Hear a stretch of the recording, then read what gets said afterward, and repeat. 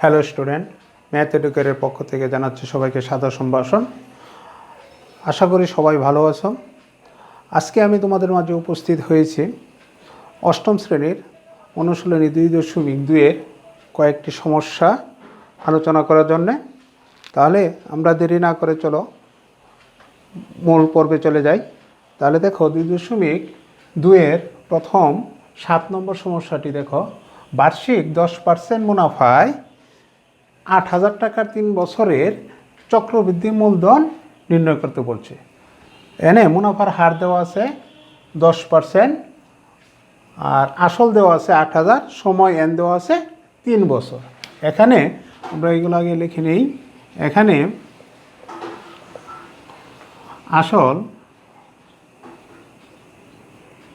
P equal 8,000 টাকা, সময়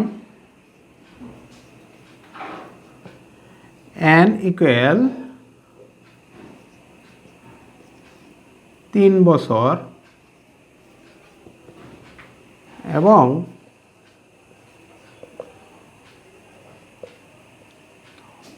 মুনাফার হার আর ইকুয়াল 10%। আমরা যদি পার্সেন্ট তুলে দিই তাহলে হইতেছে 100/10 সমান 0.1। তারা বলছে চক্রবৃদ্ধি মূলধন নির্ণয় করতে। সুতরাং চক্রবৃদ্ধি মূলধন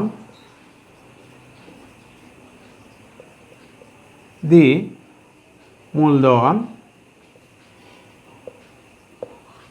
C equal to P into 1+r whole power হলো এন। তাহলে দেখো পি সমান হলো 8,000 টু 1+r হলো 0.1, এন হলো 3 সমান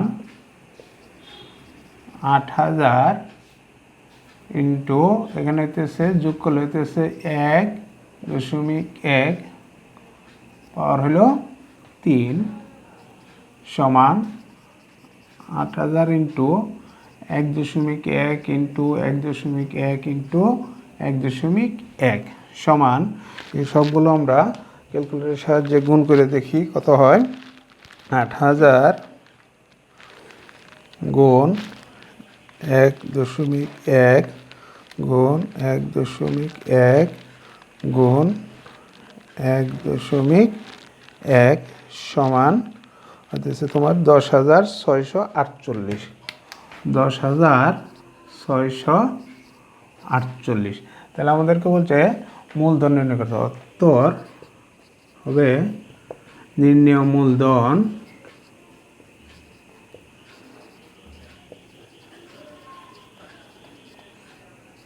10,648 টাকা।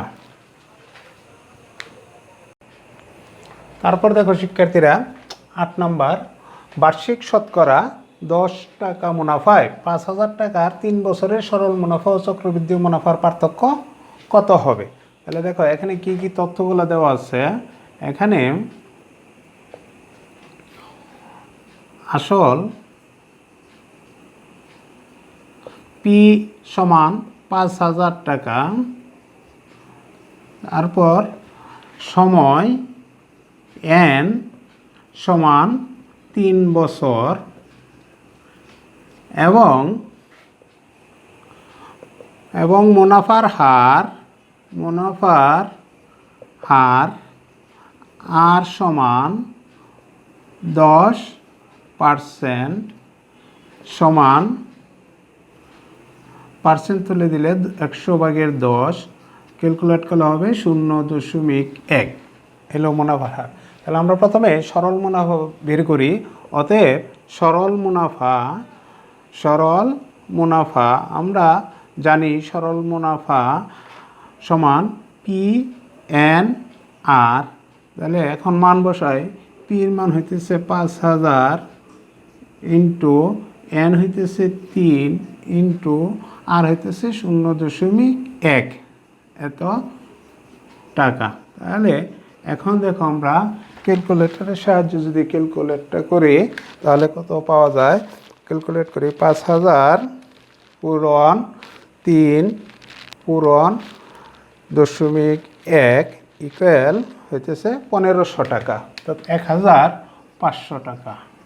এটা পেলাম আমরা সরল মুনাফা। এখন আমরা বের করব চক্রবৃদ্ধি মুনাফা। অতএব চক্রবৃদ্ধি মুনাফা সূত্র বসাই আমরা আগে। চক্রবৃদ্ধি মুনাফার সূত্র হলো পি ইন্টু 1 যোগ r⁻n মাইনাস পি। তাহলে দেখ এখন মান বসাই। পির মান হইতেছে 5000 ইন্টু 1 যোগ আর হইতেছে 0.1 और n হইতেছে 3 মাইনাস পি হইতেছে 5000। তাহলে দেখো 5000 ইন্টু এটা হইতেছে 1.1 পাওয়ার হইতেছে 3 মাইনাস 5000। দেখি 5000 ইন্টু এটা যদি আমরা একসাথে করে দিই তাহলে কত দাঁড়াইতেছে 1.1 পাওয়ার 1.1 ইন্টু 1.1 কত হবে, তো 1.1 ইন্টু 1.1 ইন্টু 5000 সমান হইতেছে 6655। 6655 এই পর্যন্ত ক্যালকুলেট মাইনাস হবে 5000। তাহলে কত হইতেছে বিয়োগ করলে হইতেছে শিক্ষার্থীরা 5000 বিয়োগ করলে 1655 টাকা। তাহলে দেখো আমরা সরল মুনাফা পেলাম 1500 আর চক্রবৃদ্ধি মুনাফা পেলাম 1655। তাহলে চক্রবৃদ্ধি মুনাফা থেকে যদি আমরা সরল মুনাফা বিয়োগ করে দেই তাহলে কি পাবো, মুনাফার পার্থক্য পাবো। অতএব মুনাফার পার্থক্য সমান 1655 বিয়োগ 1500 টাকা। তাহলে যদি বিয়োগ করা হয় তাহলে কত হবে 155 টাকা। উত্তর 155 টাকা। তারপর দেখো 9 নম্বর প্রশ্নটা হলো একই হার মুনাফায় কোনো মূলধনের 1 বছরান্তে চক্রবৃদ্ধি মূলধন 6500 টাকা ও 2 বছরান্তে চক্রবৃদ্ধি মূলধন 6760 টাকা হলে মূলধন কত। এখানে দেখো 1 বছরে চক্রবৃদ্ধি মূলধন হইতেছে 6500 টাকা আর 2 বছরান্তে চক্রবৃদ্ধি মূলধন হইতেছে 6760 টাকা। তাহলে আমাদেরকে এখান থেকে মূলধন নির্ণয় করতে হবে। তাহলে দেখো এখানে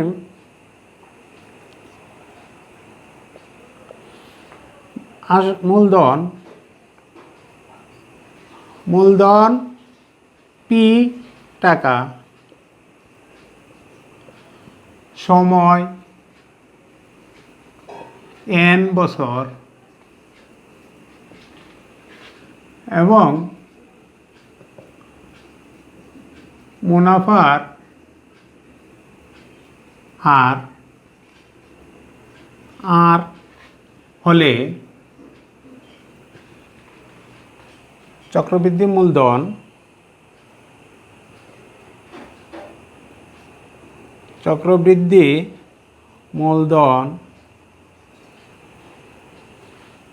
সি সমান পি ইন্টু 1 যোগ আর হোল পাওয়ার হলো n। এটা আমরা জানি চক্রবৃদ্ধি মূলধনের সূত্র।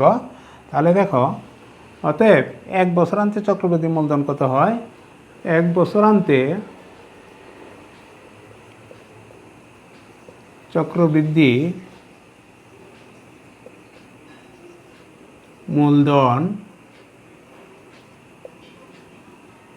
সমান হবে কি পি ইন্টু 1+r। এন এর মান হবে 1 বছরান্তে 1, তাহলে 1 দিলে হোল পাওয়ার 1 হলে 1+r হবে, এই জন্য পি ইন্টু 1+r। এবং 2 বছরান্তে চক্রবৃদ্ধি মূলধন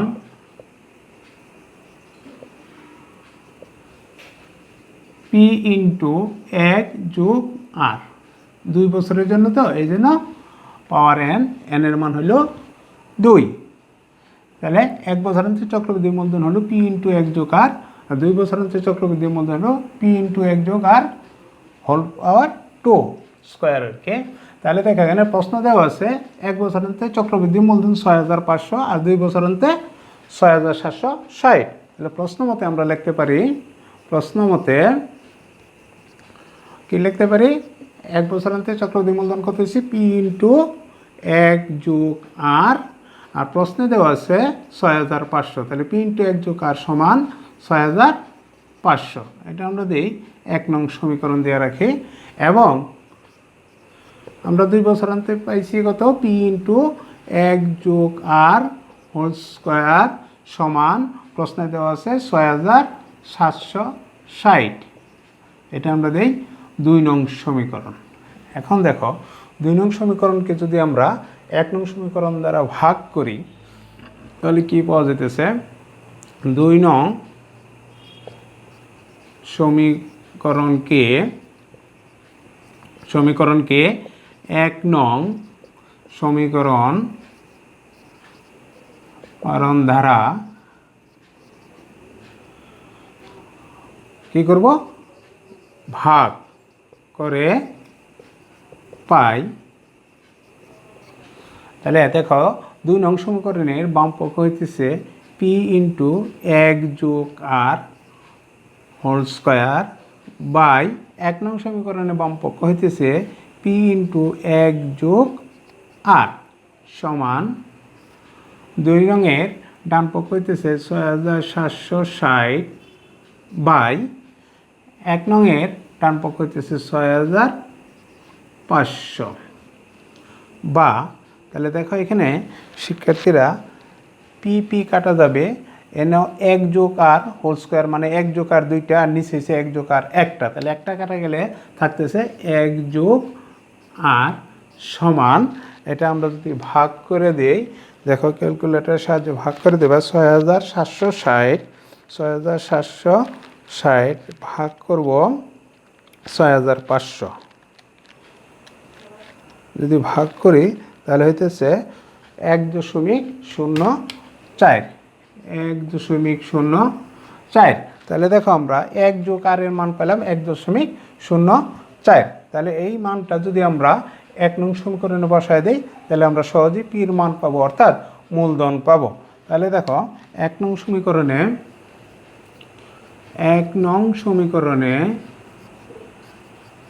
1+r এর মান বসিয়ে পাই, দেখি কি পাই। 1 নং সমীকরণটা কি হইতেছে পি ইন্টু 1+r সমান 6500 বা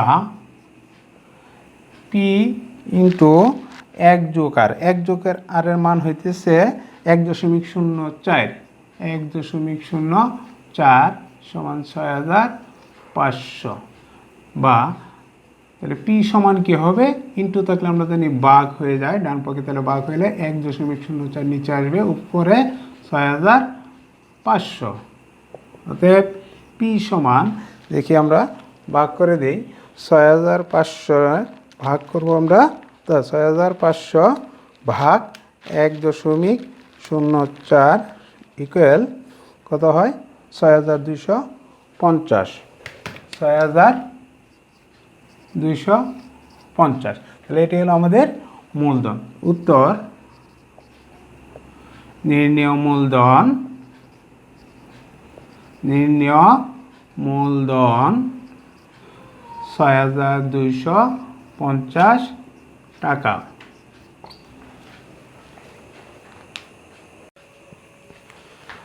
তারপর দেখো 10 নম্বর সমস্যাটি কি আছে, বার্ষিক শতকরা 8.50 টাকা চক্রবৃদ্ধি মুনাফায় 10,000 টাকার 2 বছরের স্ববৃদ্ধি মূল ও চক্রবৃদ্ধি মুনাফা নির্ণয় করো। তাহলে এখানে বলছে 2 বছরের স্ববৃদ্ধি মূল ও চক্রবৃদ্ধি মুনাফা নির্ণয় করতে বলছে। তাহলে দেখো এখানে কি কি দেওয়া আছে এগুলো আমরা আগে তথ্যগুলো নেই। এখানে মুনাফার হার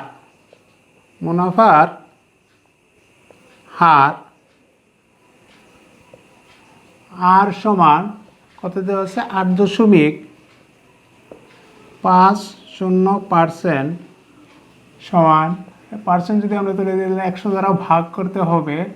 8.50 100 দ্বারা ভাগ করলে কত হবে 0.085।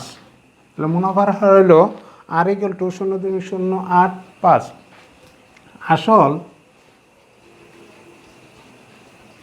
আসল পি সমান কত আছে 10,000 টাকা, 10,000 টাকা এবং সময় এন সমান আছে 2 বছর। দেখো অতএব স্ববৃদ্ধি মূল অর্থাৎ স্ববৃদ্ধি মূল মানে চক্রবৃদ্ধি মূল। দেখো স্ববৃদ্ধি মূল এটাকে সি দ্বারা প্রকাশ করা হয়, C equal to P into 1 যোগ R whole to the power N. তাহলে দেখো পির মান কত আছে 10,000,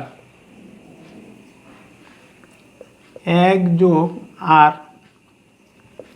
0.85 whole to the power N, N এর মান আছে 2 সমান 10,000 ইন্টু এটা যদি আমরা যোগ করি তাহলে হইতেছে কত 1.085 স্কয়ার সমান। দেখো ক্যালকুলেটরের সাহায্যে একসাথে যদি ক্যালকুলেট করে দিই হইতেছে তাহলে হইতেছে 11,772.25 টাকা। এটা আমরা স্ববৃদ্ধি মূল পেয়ে গেলাম। এখন আরো নির্ণয় করতে বলছে কি চক্রবৃদ্ধি মুনাফা। তাহলে দেখো এটা হচ্ছে চক্রবৃদ্ধি মুনাফা নির্ণয় করলে এখানে আছে চক্রবৃদ্ধি মুনাফা এবং আসল। তাহলে আমাদের তো আসল জানা আছে এখানে 10,000 টাকা। তাহলে চক্রবৃদ্ধি মুনাফা কী হবে, এখান থেকে 10,000 বিয়োগ করে দিলে আমরা চক্রবৃদ্ধি মুনাফা পেয়ে যাব। অতএব চক্রবৃদ্ধি মুনাফা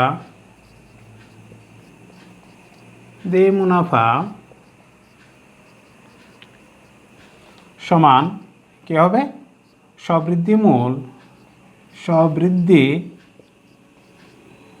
মূল থেকে বাদ দিতে হবে কি আসল সমান স্ববৃদ্ধি মূল পাইছি আমরা 11,772.25। তাহলে এখান থেকে বিয়োগ করতে হবে আসল হলো 10,000 তো টাকা সমান। তাহলে কত হবে 1,772.25 টাকা। এই পেয়ে গেলাম আমরা চক্রবৃদ্ধি মুনাফা। তাহলে উত্তর কি হবে, উত্তর স্ববৃদ্ধি মূল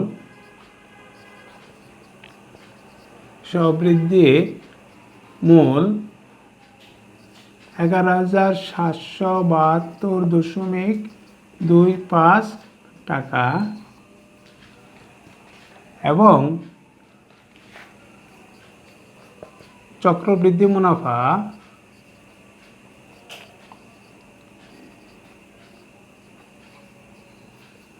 মুনাফা 1772.25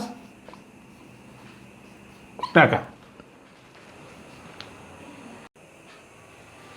তারপর দেখো 11 নম্বর সমস্যাটি কি আছে, কোন শহরের বর্তমান জনসংখ্যা 64 লক্ষ, শহরটির জনসংখ্যা বৃদ্ধির হার প্রতি 1025 জন হলে 2 বছর পর ওই শহরের জনসংখ্যা কত হবে। তাহলে দেখো এখানে বলা আছে বর্তমান জনসংখ্যা হলো 64 লক্ষ, অর্থাৎ এটাই আমাদের পি। শহরটির জনসংখ্যা বৃদ্ধির হার প্রতি 1025 জন উল্লেখ করা আছে, তাহলে 1000/25 হবে মুনাফার হার। আর 2 বছর পর ওই শহরের জনসংখ্যা কত হবে, এখানে আমাদের চক্রবৃদ্ধি মুনাফার সূত্র প্রয়োগ করতে হবে। তাহলে দেখো এখানে বর্তমান জনসংখ্যা, শহরের বর্তমান জনসংখ্যা, এটা হবে কি আমাদের পি সমান 64 লক্ষ। তার মানে হলো এত 64 লক্ষ জন। তারপর কি আছে, প্রতি 1025 জন, অর্থাৎ এটা হলো আমাদের আর এর মান। আর সমান হবে প্রতি 1025, অর্থাৎ 1000/25 সমান ভাগ করলে কি হবে 0.025। এটা হলো আমাদের জনসংখ্যা বৃদ্ধির হার। এখানে আমরা লিখে দিতে পারো জনসংখ্যা বৃদ্ধির হার, জনসংখ্যা বৃদ্ধির হার, আর সমান 0.025 এবং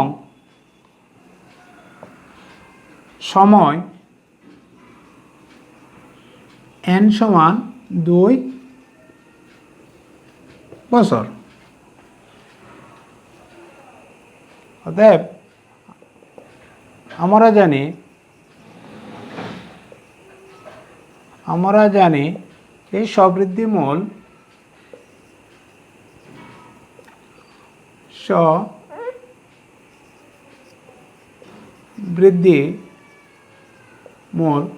সি দ্বারা প্রকাশ করা হয়, সি ইকুয়াল পি ইন্টু 1 যোগ R whole to the power N. তাহলে দেখো এখানে পি সমান হইতেছে আমাদের 64 লক্ষ, 1 যোগ আর এর মান হইতেছে 0.025, এন হইতেছে 2 সমান 64 লক্ষ ইন্টু 1 যদি আমরা যোগ করি তাহলে হইতেছে 1.025 হোল স্কয়ার সমান 64 লক্ষ ইন্টু, তাহলে এটা যদি আমরা দেখি স্কয়ার করি 1.025 হোল স্কয়ার সমান কত হইতেছে, সমান আমরা পাইতেছি 1.0502625। তাহলে এটার সাথে আমরা যদি 64 লক্ষ গুণ করে দেই, তো 64 লক্ষ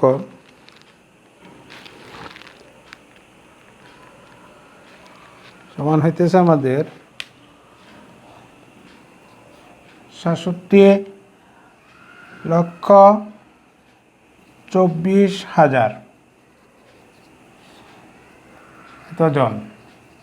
তাহলে দেখো আমরা 2 বছর পর, অতএব 2 বছর পর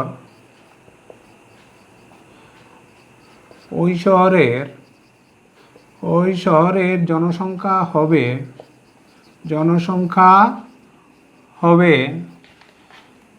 67,24,000 জন। উত্তর 67,24,000 জন। তারপর দেখো শিক্ষার্থীরা 12 নম্বর প্রশ্নটি হলো, এক ব্যক্তি একটি ঋণদান সংস্থা থেকে বার্ষিক 8% চক্রবৃদ্ধি মুনাফায় 5,000 টাকা ঋণ নিলেন। প্রতি বছর শেষে তিনি 2,000 টাকা করে পরিশোধ করেন। দ্বিতীয় কিস্তি পরিশোধের পর তার আর কত টাকা ঋণ থাকবে? তাহলে দেখো এখানে মুনাফার হার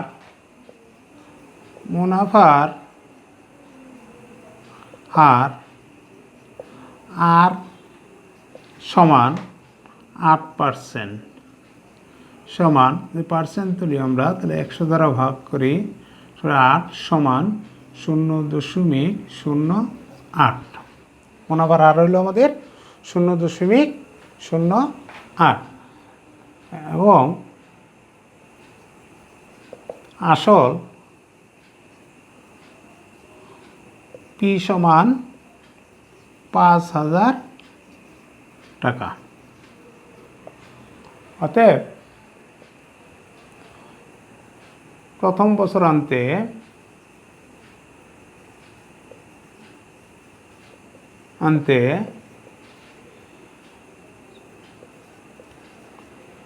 চক্রবৃদ্ধি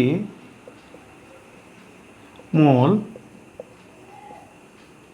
C1 দিয়ে আমরা প্রথমটা, তো P ইন্টু 1 যোগ R two the power N। তাহলে প্রথম বছরের জন্য যেহেতু, তাহলে N এর মান 1 আর বসালাম আমরা।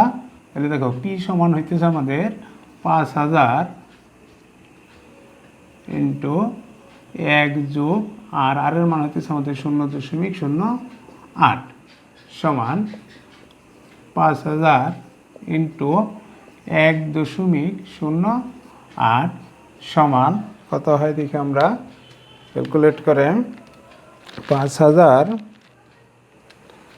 ইন্টু 1.08 সমান 5,400 টাকা। 5,400 টাকা। তাহলে দেখো 1 বছর পর ওই 5,000 টাকা চক্রবৃদ্ধি মুনাফায় বেড়ে হবে 5,400 টাকা। তিনি প্রতি বছর শেষে কী করে? 2,000 টাকা পরিশোধ করে। তাহলে দেখো প্রথম বছর পর তার ঋণ থাকবে 5,400 বিয়োগ 2,000। যেহেতু তিনি 2,000 টাকা পরিশোধ করেন, তাহলে 2,000 টাকা বিয়োগ করলে হতেছে কত? 3,400 টাকা। অর্থাৎ দ্বিতীয় বছরের শুরুতে তার আসল হইল 3,400 টাকা। অতএব দ্বিতীয় বছরের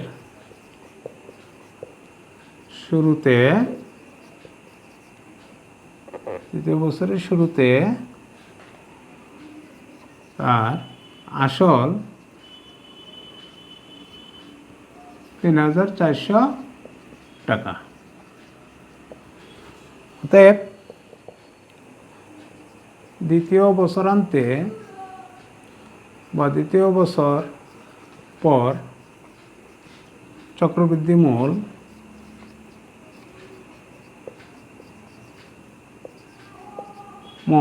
ওটাকে আমরা C1 দিচ্ছি, এখানে C2 দিই, সমান P ইন্টু 1 যোগ R two the power N। তো এখানেও আমাদের এখানে 1, তাহলে P ইন্টু 1 যোগ R। P হইতেছে এখন আমাদের 3,400 টু 1 যোগ আর হইতেছে আমাদের ওই আর এর মান আগেরটাই 0.08। তাহলে দেখো 3,400 ইন্টু এটাকে যদি আমরা গুণ করে, তাহলে কি যোগ করি 1.08। তাহলে এখন আমরা দেখি ক্যালকুলেট করে কত দাঁড়ায়। 3,400 ইন্টু 1.08 সমান হইতেছে 3,672 টাকা। 3,672 টাকা। তাহলে দ্বিতীয় বছর পর তার চক্রবৃদ্ধি মূল হইতেছে 3,672 টাকা। তাহলে তারপর সে দ্বিতীয় কিস্তি কত, আরও 2,000 টাকা পরিশোধ করবে। তাহলে দ্বিতীয় কিস্তি পরিশোধের পর তার ঋণ থাকবে, অতএব দ্বিতীয় কিস্তি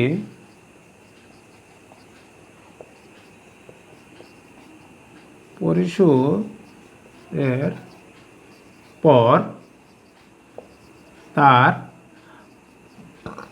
ঋণ থাকবে